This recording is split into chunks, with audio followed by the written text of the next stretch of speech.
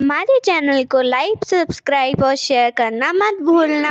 प्रेम प्रणाम जी सुंदर साथ जी। आज कीर्तन ग्रंथ के 38वें प्रकरण का मंथन करेंगे। इसमें महामती इंद्रावती जी ने अपने प्राणेश्वर मूल स्वरूप श्री राज श्यामा जी से सभी सुंदर साथ की ओर से अर्जी की है, प्रार्थना की है। वे कहती हैं कि मेरे झपाए अंगेरे झलाओ, बलि बलि वांध्यो भिक विस्तार, जीव सिर जुलम की धो फरी फरी, हटियो हरामी अंग इंद्रिय विकार। महामती इंद्रावती जी कहती हैं, हे धामधनी, हृदय में उठने वाली विरह की लपटों को कैसे बुझाएं। माया के विष का विस्तार दिन पर दिन बढ़ता ही जा रहा है। हम कैसे इससे लड़ें।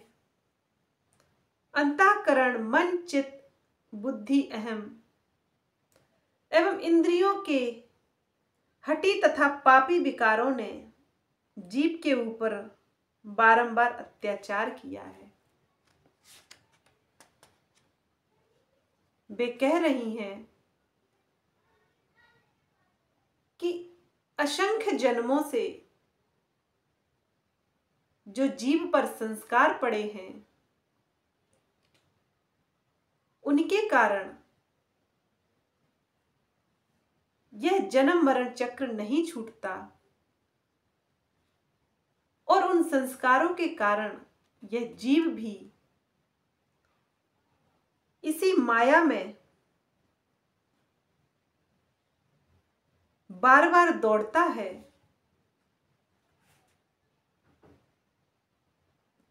और माया में दौड़ने से माया का विस्तार बढ़ता जाता है, कम नहीं होता है। हे प्रियतम,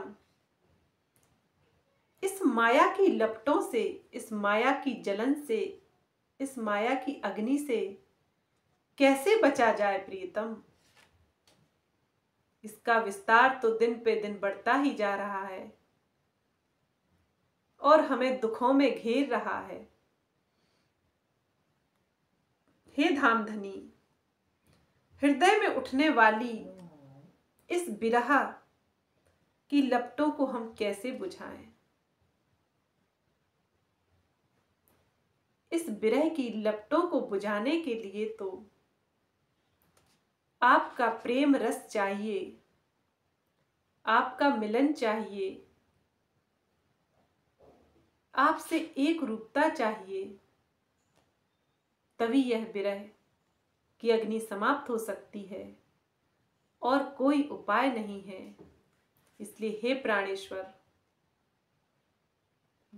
अपनी बिरहनों पर कृपा कीजिए।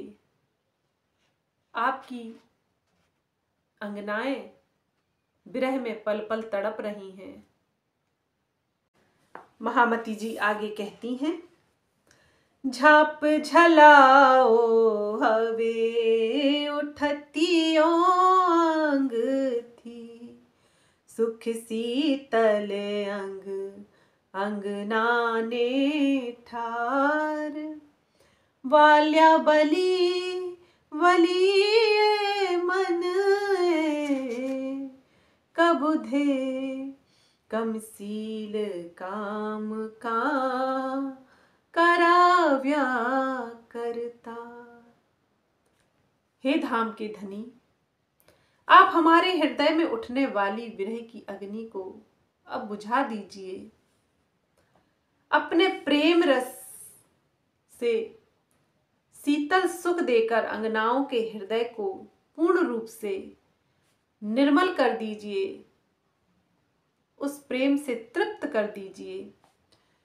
कुबुद्धि वाले इस मन ने हमें अंगनाओं को बार बार माया में भटकाया है। ना जाने क्यों हमसे माया में नीच कर्म कराए गए।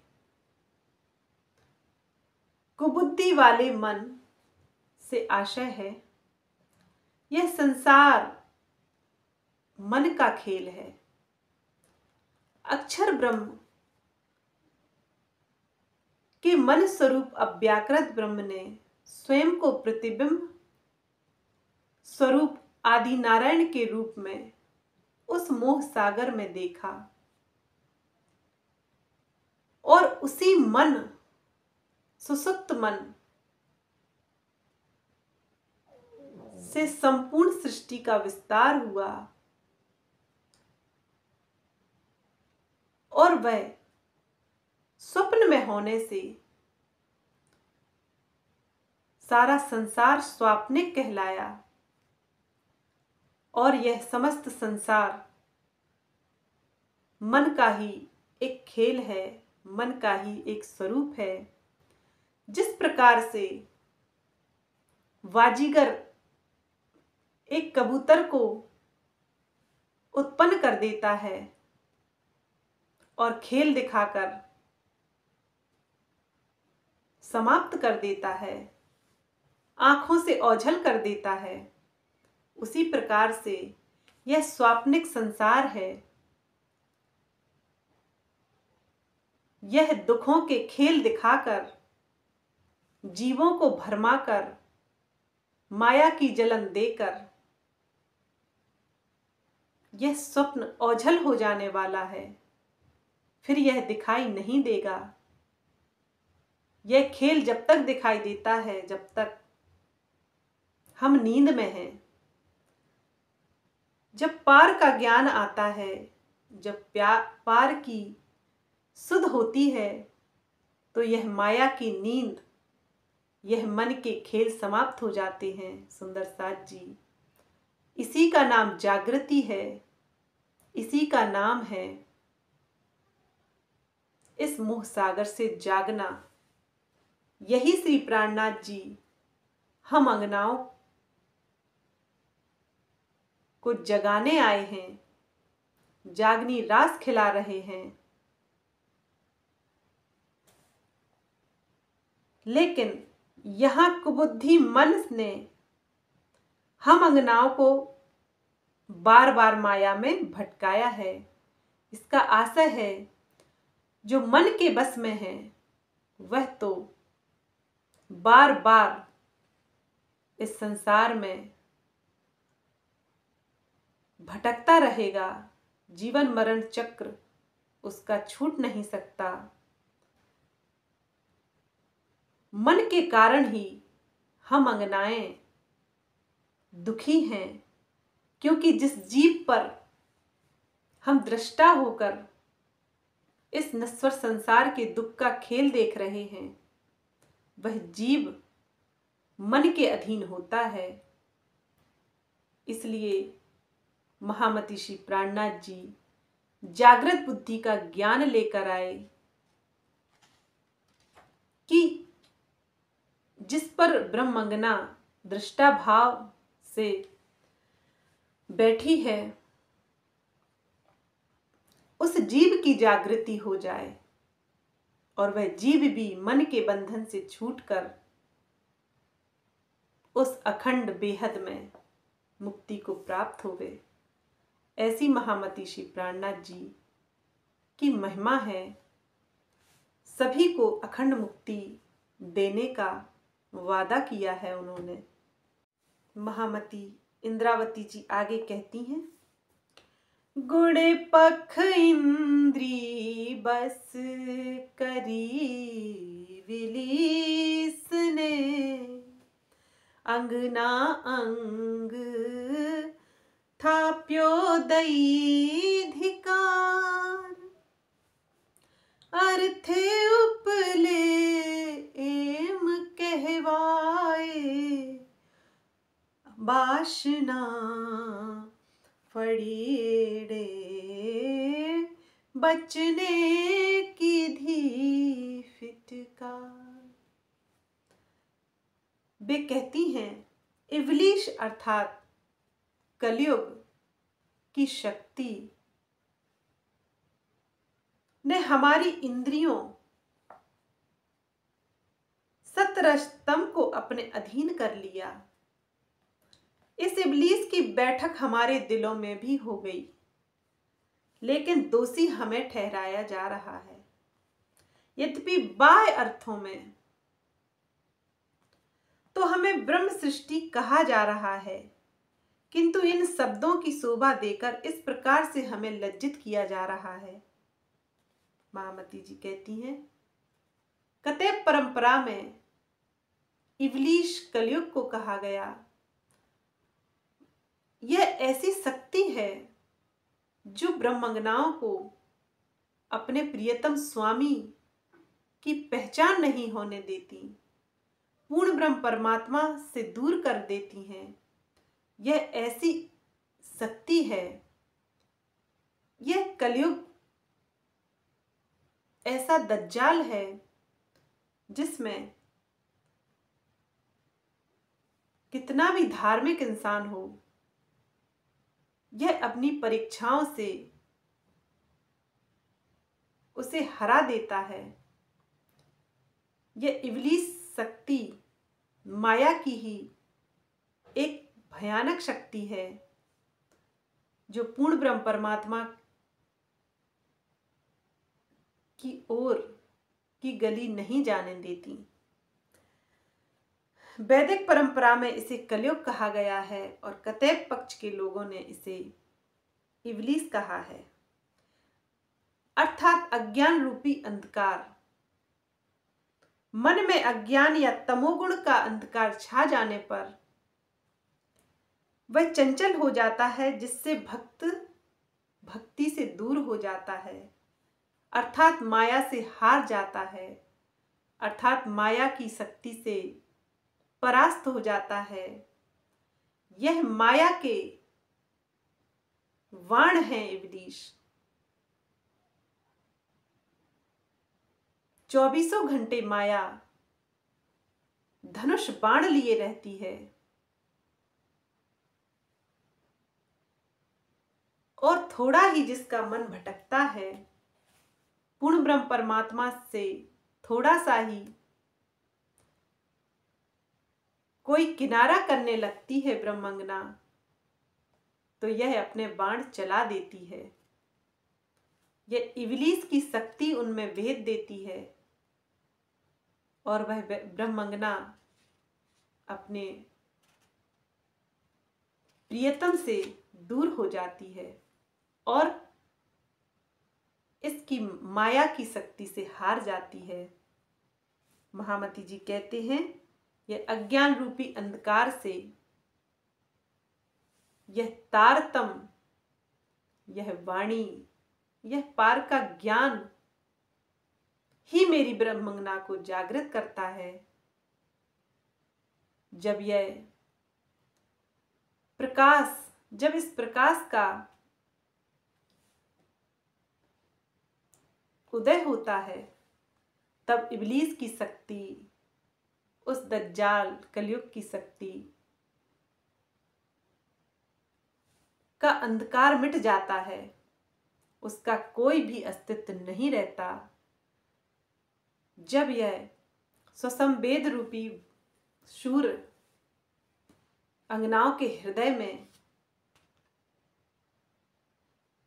फैलता है, तो वाणी के प्रकाश से उस इब्लीस की और उस कलयुग की, उस मन के अंधकार की शक्ति क्षीण हो जाती है और वह अंगना तभी विजय प्राप्त कर सकती है जब वह वाणी का मंथन करे और उसके प्रेम की काली कामली ओढ़े। और कोई उपाय नहीं है, और दिन रात उसके चिंतन में, ध्यान में, उसके नूरी मुखारविंद में खोई रहे, गाती रहे उनके गुणों को। इस तरह से इब्लीस की शक्ति क्षीण वह कर सकती है और कोई उपाय नहीं है। इसलिए महामती जी कहते हैं कि यह मन और इब्लीस की शक्ति हमें लज्जित कर रही है, हमसे छल कर रही है, और नाम हम ब्रह्मज्ञाओं का आ रहा है कि तुम अपने प्रियतम प्राणेश्वर को भूल गई हो। आगे महामती जी कहते हैं, माहेले मायने जो पे जा रे जो ये त्यारे दी थी तारुणी तन तछका कल कली महामती कहे हो कथ जी एवा स्यारे दोष। महामती जी कह रही हैं, हे प्रियतम प्राणेश्वर, अंदर के भावों से यदि देखा जाए तो स्पष्ट हो जाएगा कि आपने हम अंगनाओं को इस माया में भेजकर शरीर काटने जैसी पीड़ा दायक सजा दी है। वे बिलखती हुई महामती जी से कह रही हैं, हे प्राणेश्वर प्रियतम, इसमें हम अंगनाओं का क्या अपराध है।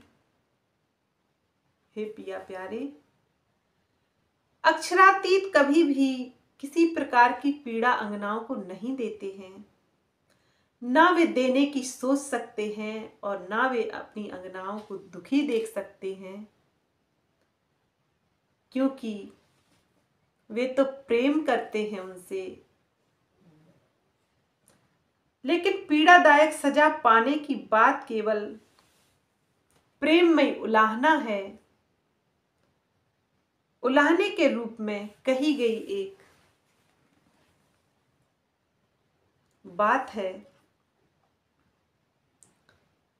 महामती जी कहती हैं कि हे प्राणेश्वर, वे बिलखती हुई आपको याद कर रही हैं, आपका दुख, आपके बिछड़ने का दुख उन पर सहन नहीं होता है। हे प्रियतम प्राणेश्वर, इन अंगनाओं का क्या दोष? मूल कारण तो आपकी ही इच्छा है। जब आपने दिल में लिया तब हमारे दिल में खेल देखने की इच्छा प्रकट की। आप छलिया बहुत हो और दोष हमारे मत्थे मढ़ दिया। यह मीठा उलाहना, यह ताना, प्रेममयी ताना महामती श्री प्राणनाथ जी श्री इंद्रावती जी की आत्मा अपने प्रियतम प्राणेश्वर से दे रही हैं और कह रही हैं कि तुम छलिया बहुत हो। स्वयं की इच्छा होने पर हम अंगनाओं ने इच्छा की और इस नश्वर दुखमयी माया का झूठा खेल देखने की इच्छा हमने मांग ली। इसमें हम अंगनाओं का क्या दोष? चलो पिया, दोष किसी का भी हो, चलो मैंने माना मेरा ही है, लेकिन प्रियतम अब तो उस प्रेममयी धाम में ले चलो और उस प्रेम के सागर में, प्रेम के रस में डुबो दो। अब बहुत दिन हो गए प्राणनाथ, अब इस छलमयी, इस माया की पापमयी अग्नि हमें जला रही है। हे प्रियतम, अब सहन नहीं होता। आपकी अंगनाएं रो रो कर पुकार रही हैं, हे प्रियतम, अब तो उन अंगनाओं पर कृपा करो, कृपा करो प्राणनाथ। हम हारे, तुम जीते, फिर क्या बाकी रह गया? हमने बोल दिया, हमने दिल से ग्रहण कर लिया कि हे प्राणेश्वर, तुम्हारा इश्क बड़ा है, तुम ही सर्वस्व हो, तुम ही हमारे स्वामी हो, तुम ही हमारे प्रेमी हो और तुम ही हमारे आशिक हो। हे प्रियतम प्राणेश्वर, अब जाने भी दो, खेल देखने दिखाने की यह इच्छा अब तो इस माया की जलन से बचाकर अखंड आनंद का सागर दे दो। उन 8 सागरों में फिर से वह आनंद की लीलाएं हम करें, यही आपकी अंगनाएं चाहती हैं। सुंदर साथ जी 38वां प्रकरण समाप्त हुआ। बोलिए प्राणनाथ प्यारे की जय। प्रेम प्रणाम जी सुंदर साथ जी।